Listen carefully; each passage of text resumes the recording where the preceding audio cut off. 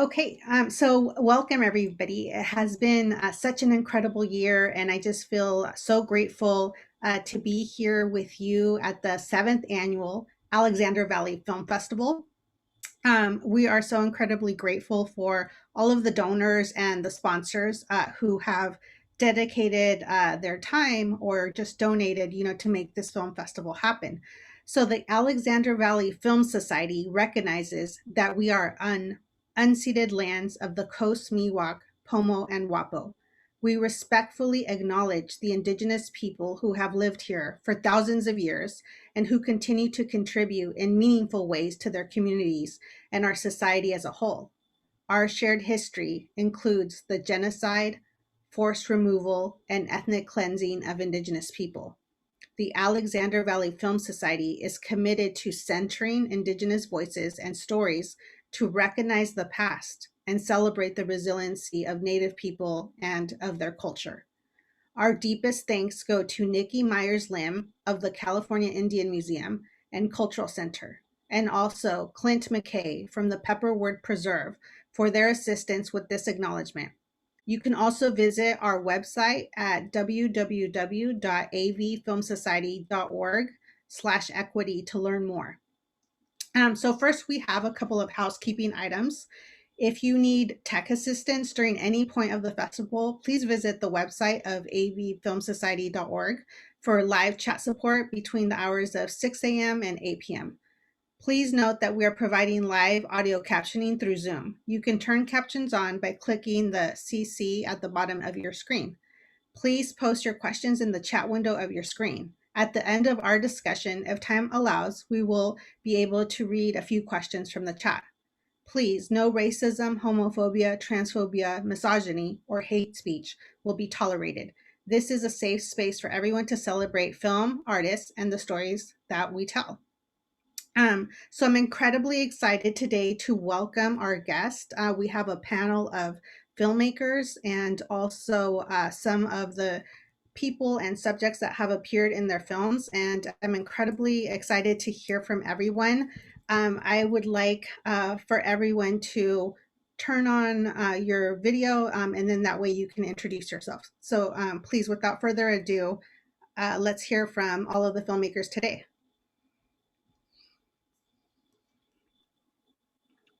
Greetings, I'm Shane Anderson. I'm from Olympia, Washington, traditional homelands of the Nisqually, Chehalis, and Squaxin. My film's Guardians of the River that takes place in Yurok country in Northern California on the Klamath River. Thank you. Who would like to go next? Ami Tapayapi, Ramona Quito Stately, Imakiapie, Damakota. My name is Ramona Stately. I am from the Dakota Nation. We currently live in exile in Santee, Nebraska, but I live here in my homeland in a little overcast Minnesota today. Nice to be here. Welcome.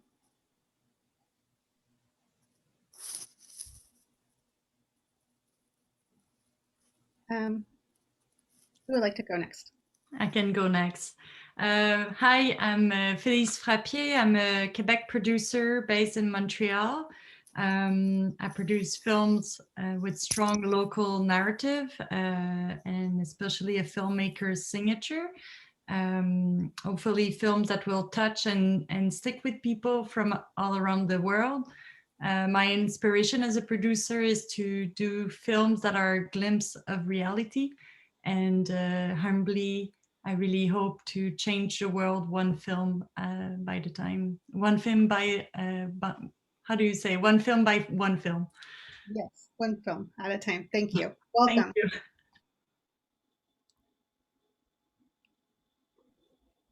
Yeah, hi, I'm Daniel. I'm the director of Aguilucho, Dance of the Harpy Eagle, and also of the film studio Skyship Films. And I make films about climate and the environment, indigenous people sovereignty, and wildlife. Thank you. Welcome. Hola, hi, my name is Jose Jesus Vargas. I am from Panama. I work with Daniel in the Harpy Eagle, Aguilucho, Harpy Eagle dance. I work for the Peregrine Fund, and I spent more or less 21 years working with indigenous communities in the Darien here in Panama. Thank you. Gracias. Bienvenido. Welcome.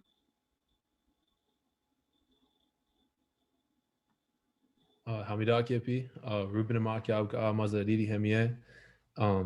My name is Ruben Keto Stately, and I'm here with Stories I Didn't Know, and I'm coming to you as well from overcast Minnesota. Welcome. Thank you. I'm Rita Davern, and I'm here as Director of Stories I Didn't Know, and I live in St. Paul, Minnesota, which is Dakota land, and I'm very honored to be here. Thank you. Welcome. All right. Is that everybody? I believe so. Okay, so welcome everybody. I just want to say that again, really it's an honor to have you all here. My name is Malinalli López, and I'm also a filmmaker and also a documentarian, and I'm so happy to just be able to talk to you today. I'm actually working on a documentary about the Pomo Indigenous people of Northern California as well. So I'm happy to be here and just to learn from all of you. So the first question that I want to ask, and anybody can feel free to answer this because I really want to hold this as a roundtable discussion where anyone could just participate in any moment, is how did your story find you? How did you find the story that you were able to tell in the format and the medium of film?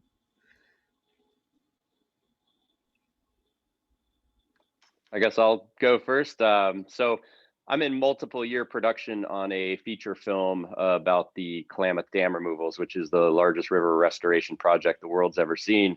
And I got selected through an RFP process, and some of the signatories on that RFP process were the tribes that lived in the lower basin. So started filming and got approached by American Rivers, the conservation organization, to do a short film about that. And through my process working on the feature, I'd met some very inspiring young indigenous folks from the Yurok tribe that were doing some incredible work around food sovereignty, and also at the same time highlighting the effects of these dams and their 25-year fight to remove them.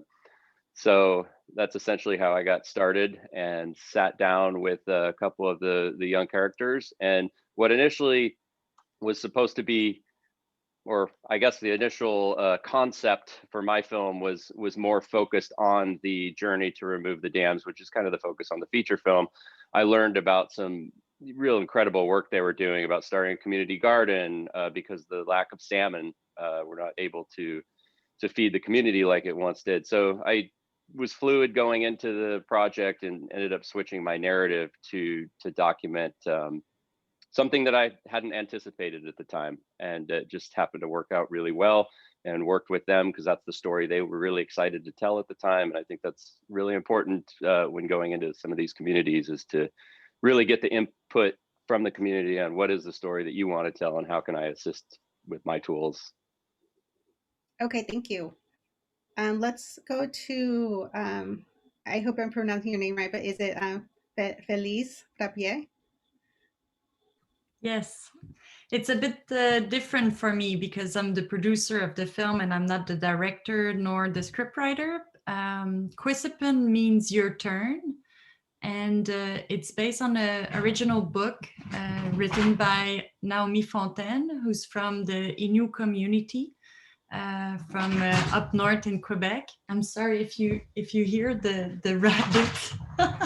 That's my Zoom moment. And the story is that in 2011, me and the director, we wanted to do a film that would confront the stereotypes on the Innu community.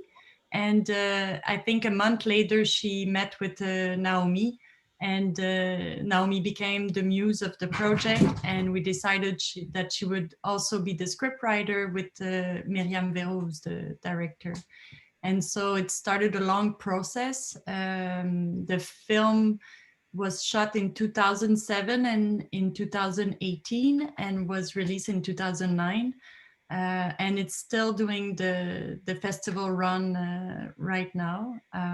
We're very proud that a very small community of 3,000 people can travel like that through our story, which is a fiction, which was allowing us to go in depth of many different subjects.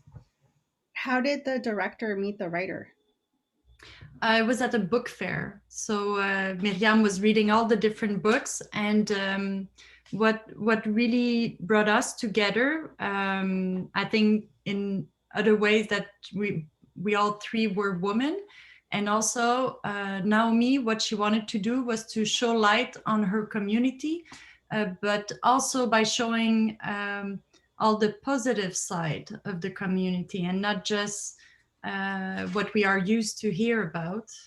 So she was saying that she would put a white veil on what was more difficult, and that she would show everything else about the community and all the strength that the community can have together. So that was really what brought us all together, because everybody that would come to Naomi about her book would say, oh, I want to write about the indigenous homeless people from Montreal. And she was saying, well, that's not my reality. I have no clue what they are living, but my reality is a different one. And so it was really to show a different image. And at these times, in 2011, we would never almost hear about any community in the medias. So now it changed a lot in Canada, and I'm really happy about it. Thank you. Let's go to Daniel. Hi. Well, I was drawn into my project about the Harpy Eagle and the Embera people of Panama by a colleague of Jose's at the Peregrine Fund. He and I had worked together about 10 years ago in Honduras, tracking illegal wildlife poachers on a river in Honduras. And so he told me about this story of the connection between the people and the eagle. And I just thought it was incredibly powerful. You know, here of this group of people that is living in the Darien Gap, which is an extraordinary place, and it's a last refuge for indigenous culture and biodiversity, but it's being invaded like so many parts of the greater Amazon, and deforestation is accelerating. There's violent conflict from loggers, ranchers, settlers. And so there's a lot of kind of very dark stories that come out of this part of the world. And within all of that, we found this community that Jose has been working with for 21 years that had created sort of this virtuous cycle as a result of protecting the landscape, protecting the eagle nests. And in so doing, they were experiencing this rediscovery of their ancestral heritage, some of the dance practices that were inspired by the movements of the eagle that had been lost generationally were coming back, you know, were being retaught in the community now that this eagle was more present. And then it was also drawing economic incentive through ecotourism from cruise ships. So it was providing economic opportunities for them as well. And so it was just a really compelling story. And then meeting Jose was wonderful, and traveling to the area was wonderful, and getting to spend time with the Embera in Playa Muerto. And I was just hoping with the film that I could transport people into that experience of the beauty of the place, but also to shine a light on the model of Playa Muerto as a success story, you know, a model in defiance of colonialism and capitalism, all of these things that treat the Earth's resources only as commodities. And here was a situation where people were both protecting their landscape and thriving. And you know, that's what drew me to the project, and what continues to inspire me about the people living there. So How did you first meet Jose? Jose and I met in Panama, and he took me on a long boat ride to the community, which is inaccessible any other way because of how remote it is, and then kept me alive for the next 10 days, which I'm deeply grateful for, as we were going 100 feet up into the very tops of these quipo trees to set up our blinds and capture shots of the eagle.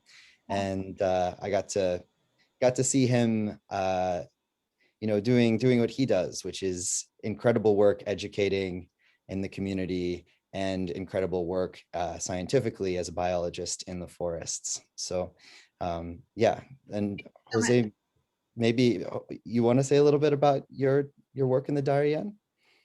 Actually, I do have a very specific question for Jose coming up just next. Okay, great. I first wanted to hear from Rita. Rita, how did you go, or how did you get started imagining, that you would tell this story, on the platform of film? Yes, well, I actually didn't. Like someone else said, it's been a journey that took a turn I didn't know it was going to take. But this started as a search for me and my family history that starts in Ireland 1200 years ago. And I was curious growing up about the people and the places and the things my family wouldn't talk about. And they were hard things and I didn't know what they were. So that sort of led me, and I did a lot of over 40 years relationship building with my grandma's community in County Clare, Ireland. So this film was supposed to be about my dead grandma.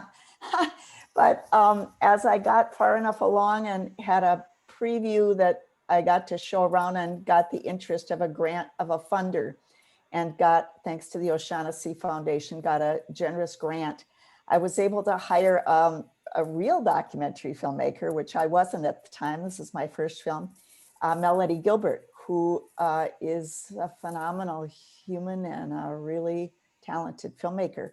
And she said to me right away, Rita, this is not a film about your grandmother. It's about you. We're going to follow you on a journey and see where your passion for your family history comes from and where it's going to take you. So we did that. And along the way, it became clear that there was an intersection between my family's story and Ramona and Ruben's. Ramona's grandma, great-grandma, and Ruben's great-great-grandma were very close by the place my occupier, settler ancestors were on the banks of the Mississippi River in the 1860s. So there was this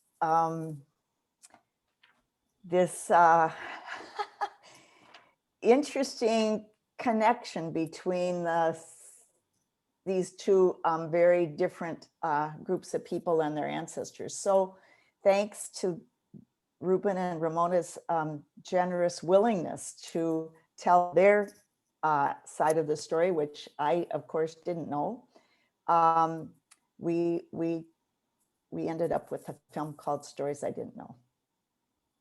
Thank you so much.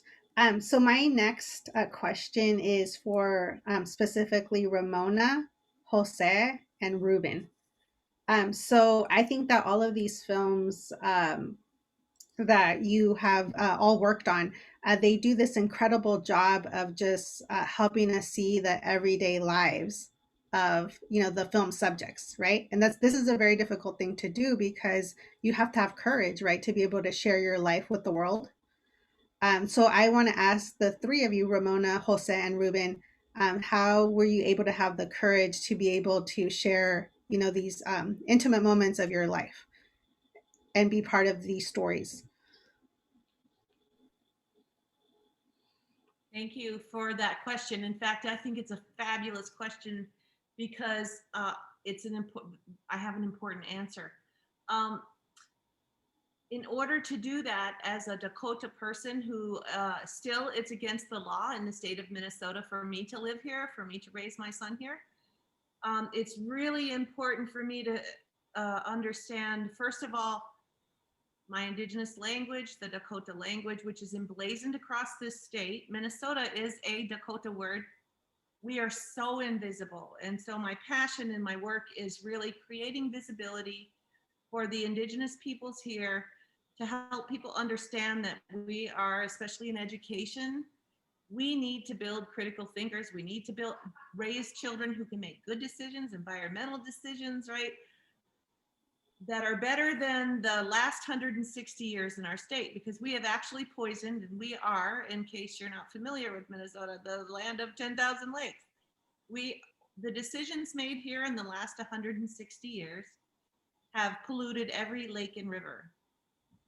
And so the first thing I had to do in sharing the story and exposing that is find my own cultural foundation, which can only happen through language and ceremony and learning about, you know, who are these people that suffered so I still have a voice. And so I really was able to immerse myself in the history, culture, and language. And then there's a healing process. There's a whole healing process so that when someone asks you a question, you don't fall to your knees, you know, and you have to be able to do that so people know. So creating visibility is important to me, and sharing the story is important to me. And I'm just grateful that Rita and we just really clicked. Our stories match in the sacred place where my dad's grandpa was born. In that sacred place, Rita's grandpa owned, you know, so we have this connection. I don't think that those connections are, I believe they're purposeful. I believe the creator gives us markers to make those really clear connections. So Beautiful answer. Thank you. So let's go to Ruben. How did you develop the courage to share your story and you know, intimate moments of your life? Yeah, well, I think I just had to I had to trust myself, and I had to trust Rita. And I think that Rita, especially like I think that she took a proper approach to coming to us as a non-Dakota person. And I was really grateful for that. And I feel like yeah, I don't know, as I'm asking myself, I just knew, I was like, well, if people are going to see this, and you know, we're trying to show some good proper representation, I wasn't anyone but myself. I told myself, well, what do I want to show people, you know, like I'll just show people what I do, you know. And for our own people who get to see things like that, I think of like I don't know, being exactly myself. I think Native young people just need to see Native people doing something, you know. It doesn't have to be a doctor or a lawyer. It doesn't have to be anything. You could work at a gas station. You could just be you. Like, they just want to see you do something. So I think that I took courage by being like, okay, I want to just represent us in a good way, you know. And then and yeah, so I feel like I took the courage because I trusted Rita. Right. Beautiful response as well. Thank you. Jose, how did you have the courage to be part of this story of Aguilucho? Hard question for me because I am not a native from the Darien province. I am like a mix of different culture. Some are Latin, another from Spain, another from native people from Panama, but not from the Emberá culture. So the idea of the film initially is to try to exposure our work, our conservation work with the local communities. That's what the main objective of that film. But Daniel, I am very grateful, thank you to Daniel, because he saw a way to involve culture, science, education, and conservation together in that film. That's something that is very, very important for me, because make a link between culture, the indigenous culture, and the conservation, and also the sustainable action that they developed to conserve biodiversity, using the HARPY EAGLE as ambassador for conservation, and also make the link between people outside outside Panama to connect what we do in Darien for conserving the biodiversity to, for example, in that panel, to the people that participated in that festival, because increase the exposure and the visibility of our work, as well the importance of the culture, to rescue the culture of the native people in Darien. Okay, thank you. So what wonderful response. I can really feel that like shared connection that you had. Thank you. So my next question, and I just want to say, you know, thank you to your beautiful films that just gave me this very diverse understanding of homeland. But that is my next question is because you all present these different stories and versions of what is a homeland, I want to ask you to describe in your own words, for you, what does it mean to be home? What is a homeland? And anyone can really jump in on this question, but what is homeland to you? Yeah, so one of these young guys here in the room, they're listening to me on this meeting, and my taunt, she said, home is where your relatives are. And I think that that's so simple. And I actually think that the things that are the most powerful are the most, like for an indigenous paradigm, an indigenous way of thinking, the most simple things are the most wakana, the most simple things are the most brilliant. And yeah, anyway, that's an answer from a young person here, a young Dakota. Home is where your relatives are. Yeah, that's beautiful. I love that. I happen to be a person that was born in Mexico, but my family immigrated to California when I was 2 years old. And for me, homeland is not a geographic location because I just don't feel rooted in a particular place since I feel kinship to both countries, Mexico and the US. But for me, homeland is also where my family is. Wherever we are, we work well together, to create a beautiful home. So thank you. I appreciated that response. So for others, what is homeland to you?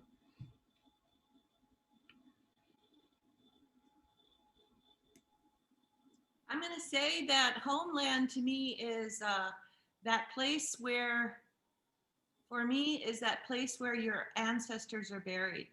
So in Minnesota, we are mound people, right? So there were over 12,000 mounds here 100 and 200 years ago. Now there's less than 400 and few that are protected. But I think the experience, the language, the culture, the cemeteries, all of those things, and the star knowledge, right, to that place. Our language doesn't make sense in another place. Our language is connected to those stars, those stories from those stars and this place. And so for me, I know that the energy here, the energy that I experience in this place, I recognize as the energy of where I belong. And that's, homeland to me. So I got goosebumps right now while you were speaking. So thank you for that beautiful response, especially about, what you're saying about the ancestors and where they're buried. So thank you so much. Let's go to Jose. What is homeland to you? In my case, I think home is where in the place where you can develop yourself, develop something that benefit the society, benefit the people where you work. For me, home is Darien because I have 21 years working with the local Invera and Gonan people. I feel a strong connection with them, not for the conservation necessarily with the HARPY EAGLE, the relation with them, with any activity that they conduct, that make me like to be part of that communities. That is home for me. So this place where you can develop yourself with open mind to try something good for the society, for the people, for the family that we have in that place. Okay, thank you so much. Let's go to Rita. I think of home where I live, and I think of homeland where my ancestors were from. And to me, I don't belong in either place in a way, like I'm certainly in some ways not welcome here by people who were here, who my people took their land. And in Ireland, we haven't been there since 1849 or, so I don't really belong there either. So in some ways, it's a very complicated thing, but I do know that the heart is where my home is. So I have deep connections here and I have deep connections there, and they will do. Thank you. Daniel. Sure. Well, I've been very fortunate to be able to work with, numerous communities over the years, different tribes who had a deep connection to the landscape, the living landscape, that went back for time immemorial. And I've always been just, profoundly struck by that relationship. I think in part because it's one that, that I feel in my personal experience, I don't have in the same way. I also sort of moved around a lot as a child, grew up overseas in Rwanda and Nepal, and then just sort of was never in one place long enough for a specific geography to really become home. But in every place that I lived growing up, I would always climb up the tallest tree and spend as much time as possible at the very top of it. And just feeling that movement of the tree underneath you swaying around in the branches. So I've always kind of felt like home was a tree.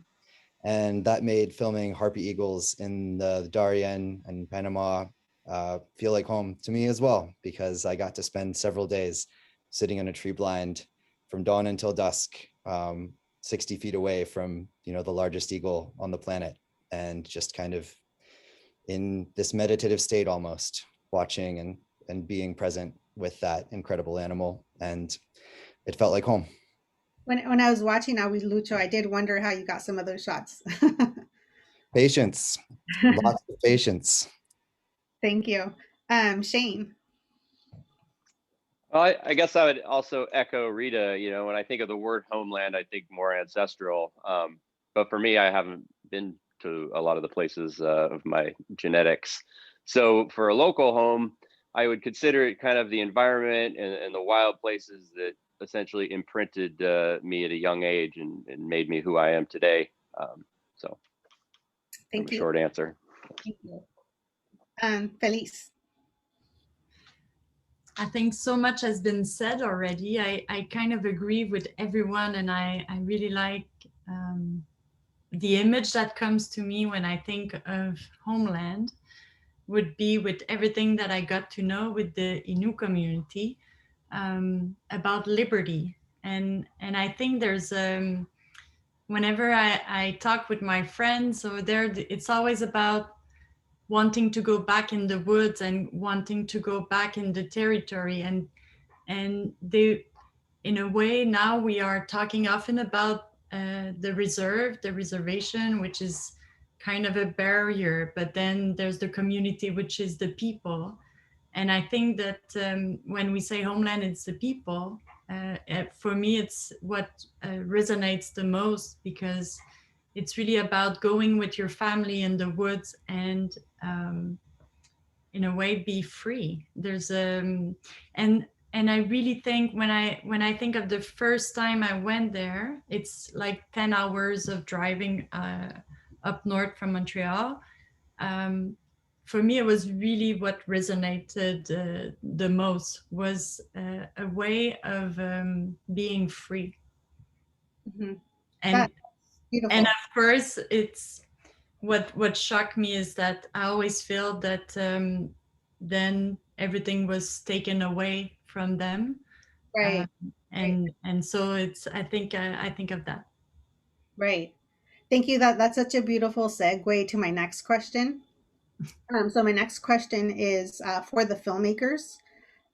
So for all of you who are filmmakers, how did you craft or construct your story so that your personal narrative did not dominate, the narrative of these communities? Because as we know, Indigenous people, we have had everything taken away from us. So how did you construct these stories so that a narrative that is not Indigenous, didn't dominate? How did you do that? I think it's a very slippery slope.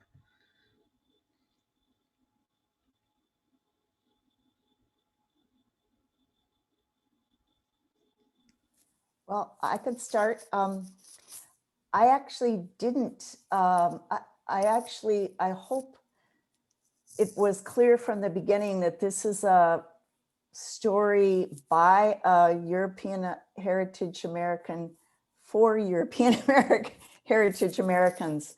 that includes Indigenous history, because I can't tell that story. And I thank Ramona and Ruben for being willing to share some of that. But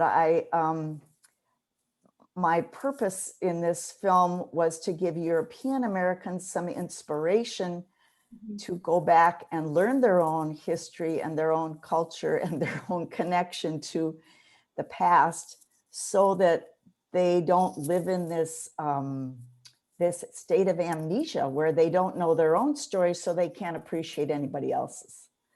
And I think, having grown up like that, I know the difference now between being grounded in my own story and how much more willing and able I am to listen and welcome others. Right. So the purpose in my film was a little different. It was not to be, yeah. Yeah, no, it's a backwards way of getting to the same result. yes, and I loved stories I didn't know. I think what I love most about stories I didn't know is that, you know, in the first 10 minutes of the film, I thought, oh, this is a movie about a woman who's trying to find her family history. And then there were all of these twists and turns along the way, and it kept becoming something different, you know, the more that I watched. And it was so layered, and you know, I thought, oh, this is a documentary that will be really simple and straightforward. And it was not that. It was very complex and beautiful. And it kept having layer after layer, you know, so many different stories that were, you know, artfully woven together. So I really love that about your movie. And I'll just mention Miles Painter, our editor, and Melody Gilbert, who are absolute masters at that layering, and made it happen. Thank you. So let's see, let's go to Shane. Shane, I also loved your movie, Guardians of the River. I just felt it was very, how should I say it? The story was very simple, but at the same time, you know, the subjects of your film are doing something that is a tremendous task. So do you want to speak to that? Yeah, absolutely. You know, I went in with a loose narrative idea. I knew it was going to be changed, so I wanted to be fluid. I wanted to help tell a story that they were interested in telling. And there was definitely scene, you know, like the scene of them in the community garden. That wasn't in my original vision, basically because I didn't know about it at the time. But it was really important to them, and I think it's really important as a filmmaker when you go into these communities to really work with your subjects. And I did allow them to watch cuts, and we did make some changes. I did have some stuff, some sound bites in there that, being non-Indigenous, you know, I didn't realize that they wanted to possibly be portrayed a certain way, and it didn't seem like a big deal to me. But I do think it's really important to share in the editing process as well, to come away with something that everybody can be proud of. I'm going to be spending the next 4 years with these communities as well. So it's kind of the first of a lot of listening, you know, go in and listen to what they have to say.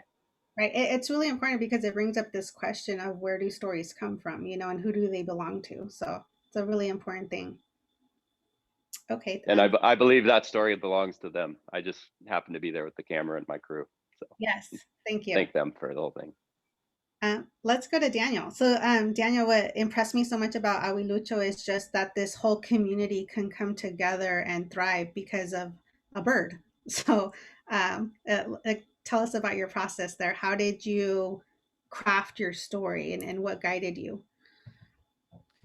Sure. Well, one of the things I loved about the process of working with this community, and, you know, really because of Jose's long established relationship there, we had sort of just immediate from the moment we arrived, everybody really wanted to be part of it, and that was wonderful. And they were with us when we went out to build camp, to set up in the rainforest our blind so we could film the eagle. And you know, about half the community accompanied us on that part of it. So they were really sort of involved at every stage of the production. And like Shane said, it was very much a process of discovery.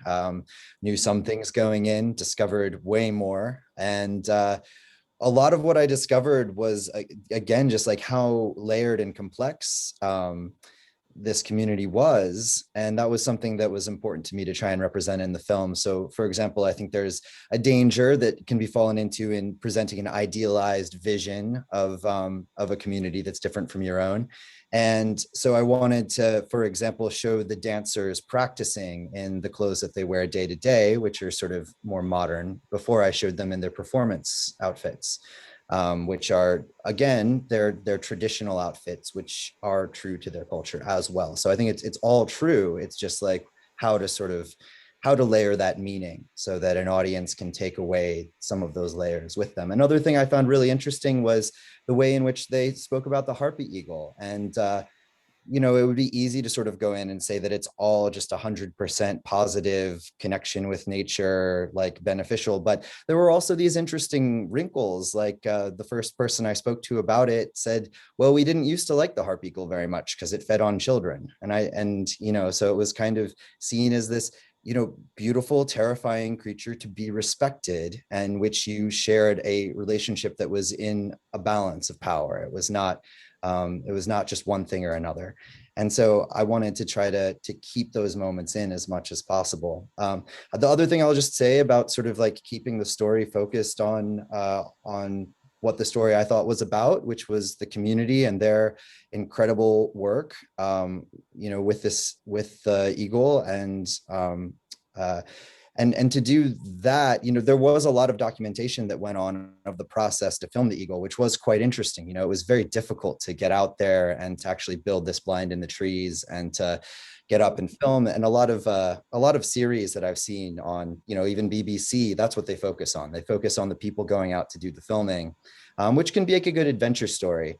But in the editing process, we decided to just completely not focus on that, not in this piece, because we thought that the real story was the story of the Embera and the people and the eagle. And that's what the film should be about. So that was a little bit of the process there. Thank you.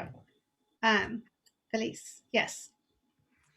Yes, I want to speak a little bit from Miriam and Naomi point of view, and I was completely involved as well as a creative producer, and I think it's so important when we're collaborating all together, because our project was I think it was a life-changing project, because although you're arriving into it very openly, I come out of it and I think I only seen the point of the iceberg, and I'm kind of just still starting to get to know the Innu community. And really the book from which we started was really images. It was more like a very poetic writing. And Naomi was only 22 when she wrote that. And the script that the girls wrote then was really a collaboration between the two together. We our process was really just intuitive, but we would have never just write it ourselves without being from there.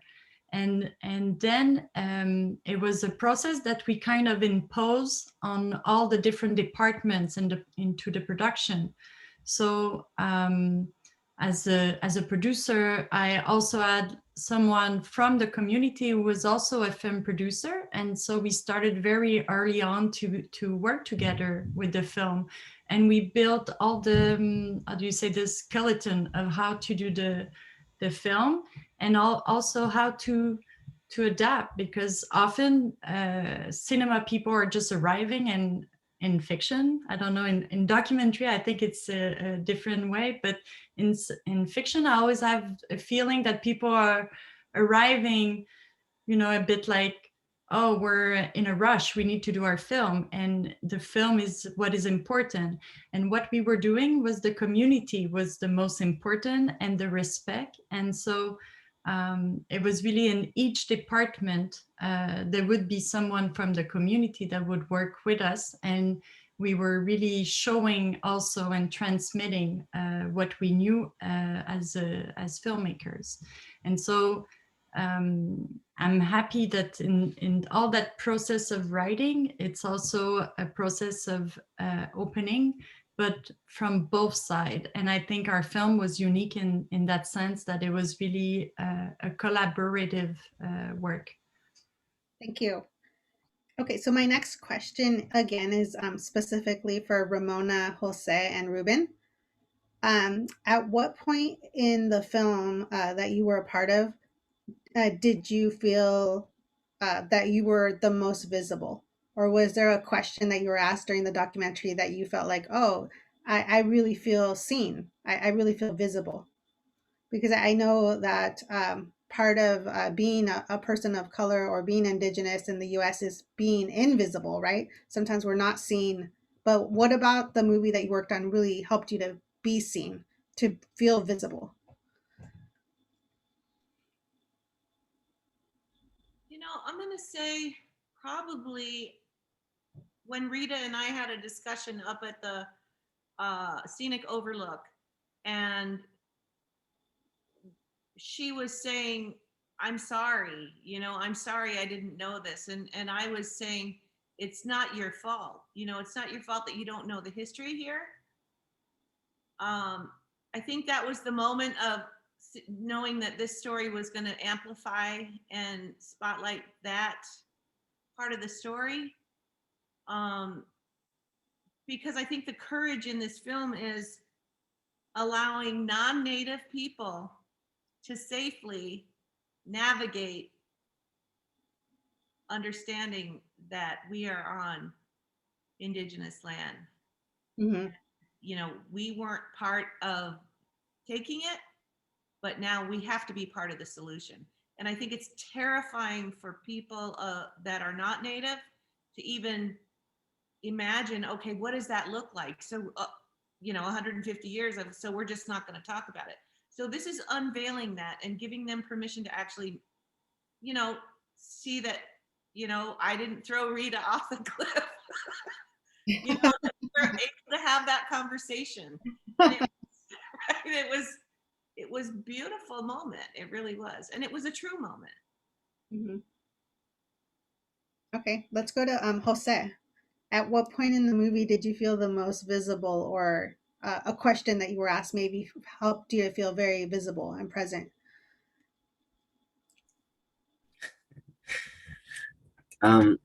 It's hard to say that in English because it's not my first language. But the movie was the main idea of the movie, of the film, is to show the work that we do with the local community, show what the communities, the Emberá and Homeland people, not only from Playa Muerto, because we work in different communities around Darien.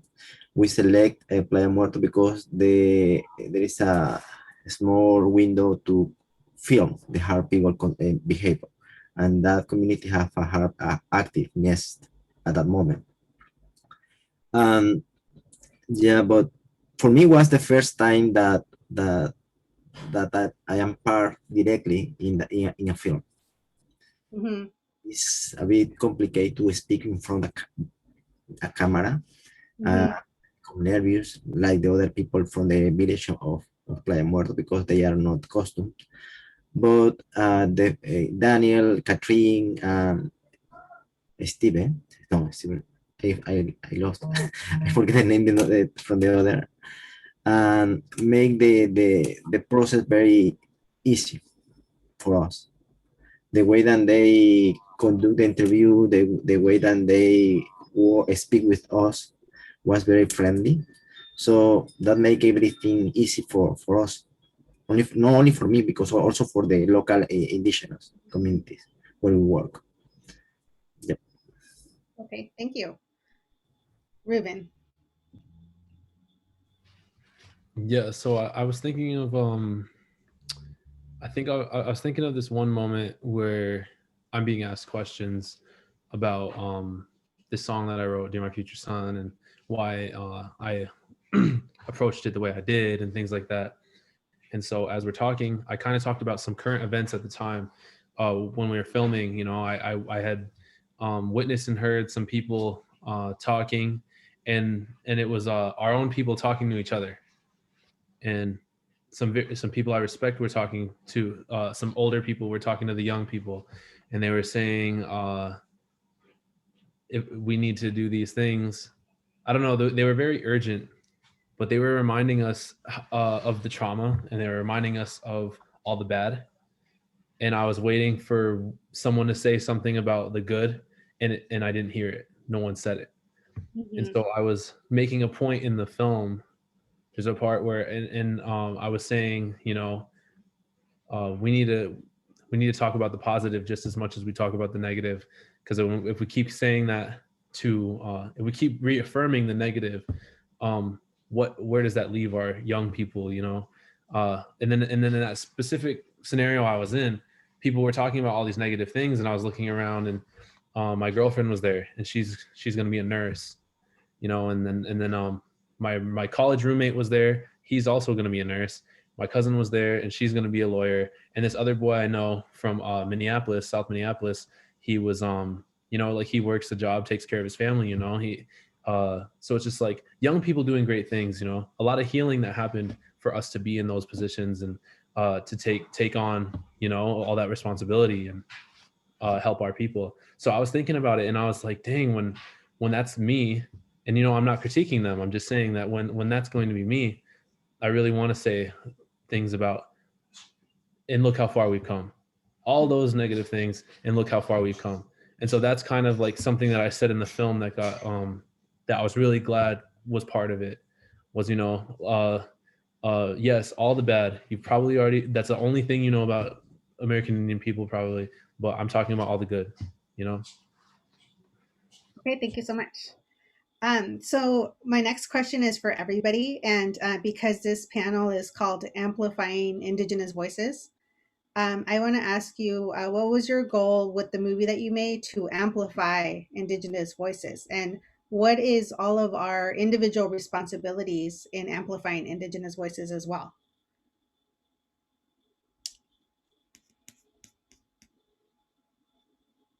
And then we're going to wrap it up right after this question. I'm happy to say something there. I think once in the making of Stories I Didn't Know, once Ramona spoke and once Ruben spoke, to me, it changed everything. It changed everything. And my goal became literally how to amplify those voices and make what they want to say central to this film. So it was a really big moment for me, and a really good one. And I think when I saw the films represented here, the two that I've seen so far, it's so clear that if we don't amplify those voices, our planet is not going to make it, you know, and if we do, we all have a future. So it's that simple to me and very practical. Right. And you know, I really felt that when I was watching your movie, because I think you could have easily just made it about your own family history, but you decided to incorporate all of these other stories that were somehow connected to you. And it was almost like you were building a community on film, which I found really inspiring. So thank you. So I am project director for an organization called We Are Still Here, Minnesota. And so our purpose is to spotlight and amplify Indigenous voices. But it is in response to the first ever national research that says that that asks Americans, what do you know about Indigenous peoples? And the answer is really not very much. Like 23 states do not talk at all, do not teach in K-12 education anything about Native people, and the ones that do stop at 1900. So imagine, and that's all the other 50 states. So imagine being you know, this beautiful developing mind and thinking about natives only till 1900, right? What does that tell you? They're not here anymore. So, or reading books that are past tense. So for me,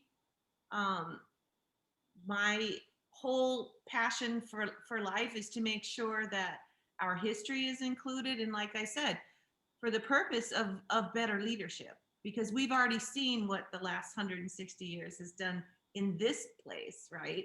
So bring these young people along where they can make really good critical decisions. Mm-hmm. Okay, thank you. Very well said.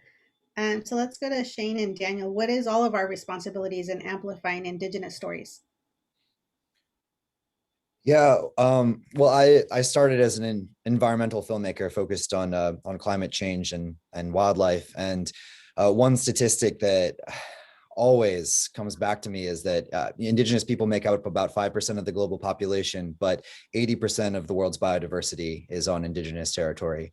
And indigenous people, just like, they're at the very front lines of this global ecological crisis that we are all in the midst of. And we need to amplify their voices, because as Rita was saying, the way I see it, that's our only way forward as a civilization. You know, it's our only way kind of out of this like trap that we've put ourselves into. And we're not gonna find our way out with technology. We're not gonna find our way out with capitalism. We're not gonna find our way out with what we've been doing. And indigenous people have knowledge, they have a connection to landscapes, and you know, conservation that is led locally, led by the communities that inhabit the landscapes upon which the conservation is taking place, is, I think it's the most effective model. And I've seen it so powerfully implemented in places like the Darien in Panama through you know, partnerships also with great organizations like Jose's organization, the Peregrine Fund.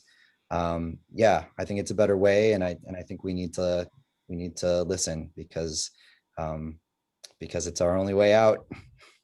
Okay, thank you. Hey, could I say something real quick? Yes, of course. Yeah, so I really like what Daniel was saying, something that Daniel was saying. So yeah, for especially the I guess I don't know what to call it, but I guess let's say like the ecological crisis that like the whole world is facing. You know, I think it's one of those times where when we look at Native, you know, people kind of always, when they look at like Native societies or they study them, it's like, wow, look how cool that is. Look how interesting it is. When really it's like, no, look how sustainable we lived, and how about you actually like use it to like, you know, instead of looking at it as interesting or something like that, like how did we live here for 10,000 years and we didn't hurt one thing? Our water was pristine and our land was pristine, and we lived in balance and harmony with everything. You've only been here for 200 years and you've ruined all of the ecosystems for things that everyone depends on. Right. So I feel like it has to be what we're doing here and what we're saying to each other. I feel like it has to be real, authentic, valuing each other's, like, I don't know, we all have something to learn from each other, you know. We're not all and you know, it's these people who've been here the longest. How about you listen to what they say, because they might know something, you know. It's not just interesting, you know, we really lived here, we really survived here. Mm-hmm. Okay, thank you. Yeah. Let's go to either Jose or Shane. Do you have anything to say about our responsibility to share these stories? Yes, I think Daniel find like a magic point in his film, in our film, to show and increase the voice of the local people, and the way that they keep the forest, keep the biodiversity, and also support conservation under their using their culture to conserve not only the harp eagle, also they work with sea turtles in conservation of the sea turtles that arrive to the beach in their community. And then you find this magic way to show the dancing of the harp eagle, like he find this connection, culture, as I say before, culture, science, and conservation together to increase the link between local people, because other communities are interesting to see the film, because I spoke with them about that, and also to the world, to the people outside of Panama, to show what the community, the indigenous communities in Darien do for conservation of the biodiversity. That is something that that the film shows, and Darien is a great person that found that specific things that increase the exposure and encourage conservation. Right. Okay, thank you. So beautifully said. Thank you. So I think we just have run out of time, but I think we can take maybe like two more comments about what is our shared responsibility in telling these stories.